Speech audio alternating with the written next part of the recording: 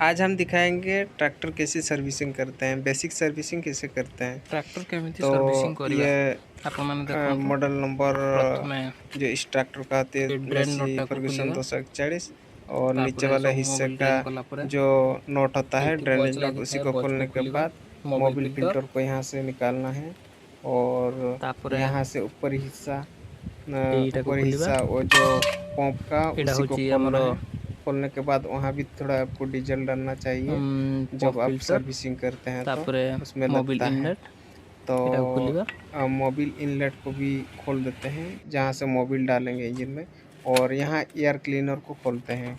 Air cleaner को खोलने के बाद उनको साफ करते हैं। मोबिल पूरी तरह ड्रेनेज हो जाने के बाद हम मोबिल डालेंगे, और उससे पहले ओपन इस करिबा। एयर क्लीनर को, ये ड्राई टाइप नहीं है, ये ऑयल फिल्टर है, ऑयल्ड एयर फिल्टर है, उसी को साफ़ कर लेते हैं।